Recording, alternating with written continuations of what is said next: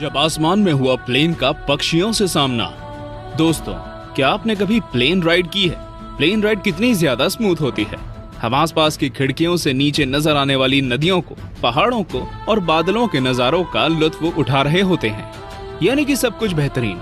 लेकिन क्या हो अगर यही बेहतरीन एक बहुत बड़े दुख में बदल जाए? कोई प्लेन अपने रास्ते में जा रहा हो और उस पर खतरा मंडराने लगे। आप पूछेंगे कैसा खतरा? चलिए आप सोचिए कैसा खतरा। क्या हाईजैकर्स, या फिर फ्यूल खत्म, या फिर चिड़ियों का झुंड?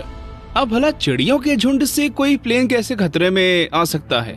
अगर आप ऐसा सोच रहे हैं तो आप पायलट स्लेन बर्गर के बारे में नहीं जानते। कौन थे ये?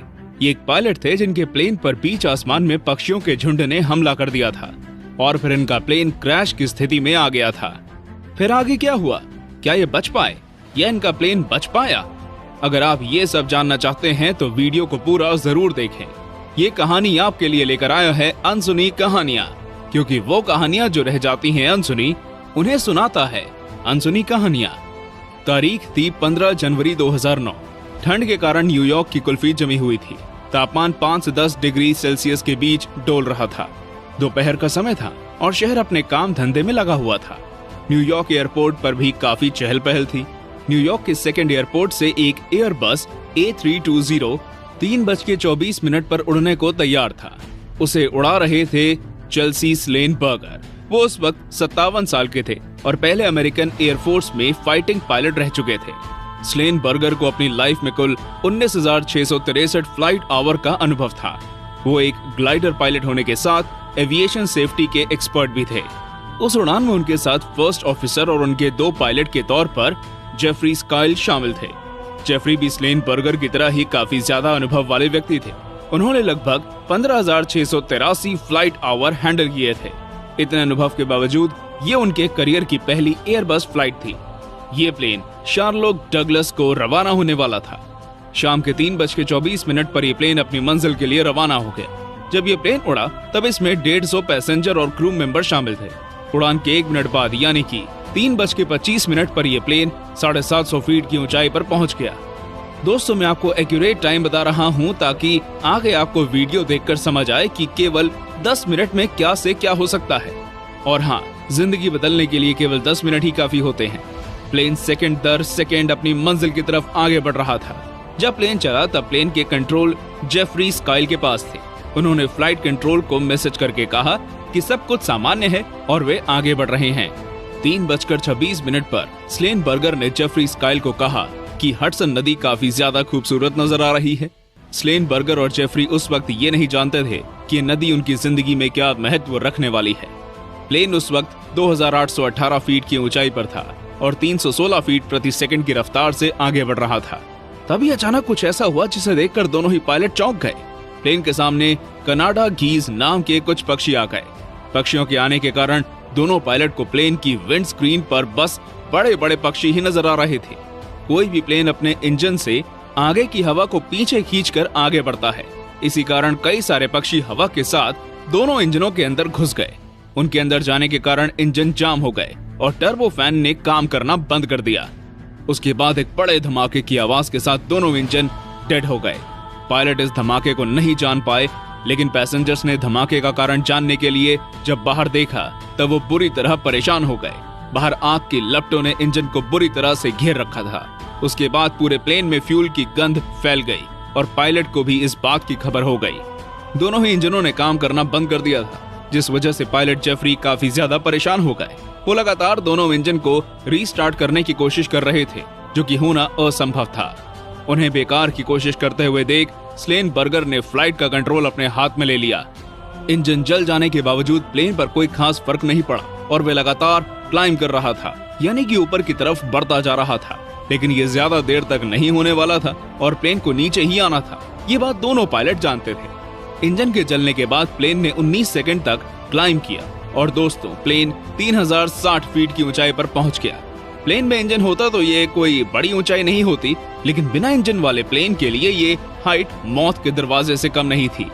3060 फीट की ऊंचाई पर पहुंचने के बाद प्लेन 390 किलोमीटर प्रति घंटे की रफ्तार से नीचे की तरफ गिरने लगा। प्लेन ने जैसे ही नीचे गिरना शुरू किया, स्लेन बर्गर ने फ्लाइट कंट्रोल को मैसेज किया, कहा कि हम अपने दोनों इंजन खो चुके हैं हम लगौजिया एयरपोर्ट वापस आना चाहते हैं। दोस्तों, न्यूयॉर्क सिटी के एयरपोर्ट का नाम लगौजिया है। ये मैसेज जब एयर कंट्रोल पहुंचा तब वहां ऑफिसर पैट्रिक ने लगौजिया एयरपोर्ट पर कांटेक्ट करके सभी उड़ानों को रद्द करने के निर्देश दिए और फिर वापस स्लेनबर्गर को कांटेक्ट करके कहा कि वो तुरंत प्लेन को लगौजिया एयरपोर्ट के रनवे नंबर 13 पर इमरजेंसी लैंडिंग कराएं। लेकिन दोस्तों, लगौजिया एयरपोर्ट जाने के लिए कहने वाले स्लेनबर्गर ने वहां जाने से मना कर दिया। उस वक्त वो एयरपोर्ट घटना स्थल से 7 किलोमीटर से भी ज्यादा की दूरी पर था, जिस कारण उसे वहां वापस ले जाना नामुमकिन था और रास्ते में ही प्लेन के क्रैश होने की बहुत ज्यादा संभावना थी।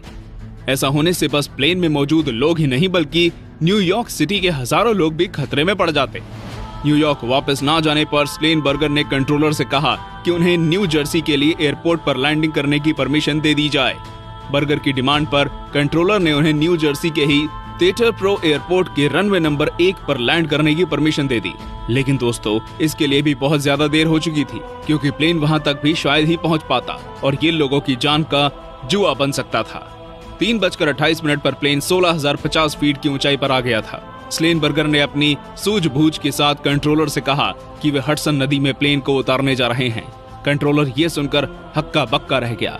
हालांकि कंट्रोलर ने स्लेन के अनुभव को देखते हुए उन्हें ऐसा करने की परमिशन दे दी। स्लेन ने ही यात्रियों को सूचना दी कि वे सब अपनी सीट बेल्ट बांधकर तैयार हो जाएं, क्योंकि प्लेन हडसन नदी में क्रैश किया जा रहा है। कुछ सेकंड बाद प्लेन जॉर्ज वॉशिंगटन ब्रिज से लगभग 900 फीट की ऊंचाई से गुजरा। शहर में जिसने भी ऐसा होते हुए देखा वह हैरान रह गया। कंट्रोलर को जब समझ आया कि अब उनके पास और कोई चारा नहीं है, तब उसने भी कोस्ट गार्ड को घटना के बारे में बताया और कहा कि वे तैयार रहें। प्लेन किसी भी वक्त नदी में होगा। इसके साथ ही उन्होंने रेगुलर अपडेट के लिए एक हेलीकॉप्टर को नदी के ऊपर नियुक्त कर दिया, क्योंकि 500 फीट पर पहुंचने के बाद प्लेन से कंट्रोलर का कनेक्शन टूटने वाला था और ऐसा हुआ भी। कनेक्शन टूटने के बावजूद पहले से की गई तैयारियों के बलबूते कंट्रोलर को पता चलता रहा कि प्लेन की स्थिति क्या है। और दोस्तों, बर्ड स्ट्राइक के कुल 4 मिनट बाद यानी कि 3:31 पर प्लेन को नदी में उतार दिया गया। प्लेन ने जब हडसन नदी के मिडल में क्रैश किया तब इसकी रफ्तार लगभग 230 किलोमीटर प्रति घंटे से भी ज्यादा थी। ये कितना खौफनाक है ये आप सोचकर ही अंदाजा लगा सकते हैं। ये मंजर और भी ज्यादा खौफनाक हो सकता था, लेकिन खुशकिस्मती के कारण ये प्लेन डूबा नहीं। प्लेन ने बिल्कुल सटीक किसी रनवे की तरह लैंडिंग की और डूबने की बजाय पानी की सतह पर ही तैरने लगा। पानी में लैंड करते ही स्लेनबर्गर दोबारा से चौकन्ने हो गए। उन्होंने फटाफट यात्रियों को बाहर निकालने के निर्देश दे दिए। क्रू मेंबर्स ने प्लेन के आगे वाले दरवाजे से लोगों को बाहर निकालना शुरू कर दिया। बाहर पैसेंजर भी कोस्ट गार्ड की मदद से सुरक्षित ढंग से किनारे तक पहुंच रहे थे। सब कुछ सही चल रहा था। तभी एक परेशान और डरे हुए पैसेंजर ने प्लेन के पीछे का दरवाजा खोल दिया। दोस्तों, प्लेन के पीछे वाला हिस्सा बुरी तरह से पानी में डूबा हुआ था और पानी में डूबे होने के कारण दरवाजा खोलते ही प्लेन में पानी भरने लगा।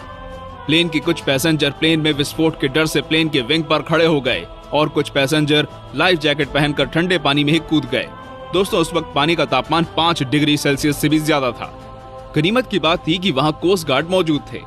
ऐसी डरावनी हालत में कोई और पायलट होता तो वो अपनी जान पहले बचाता, लेकिन स्लेनबर्गर प्लेन के अंदर ही मौजूद रहे और प्लेन खाली होने के बाद ही वहां से निकले। प्लेन खाली होने के बाद सबके निकलने के बाद स्लेनबर्गर ने खुद 2 बार पूरे प्लेन को चेक किया ताकि कोई बाकी न रह जाए। ये करने के बाद स्लेनबर्गर बाहर आए और किनारे पर गए। इस घटना में केवल 5 लोग बुरी तरह जख्मी हुए और लगभग 78 लोगों को छोटी छोटी चोटों का सामना करना पड़ा। एक पैसेंजर की आंख को जेट फ्यूल के कारण काफी नुकसान पहुंचा, हालांकि वो पैसेंजर चश्मा लगाकर देख सकता है।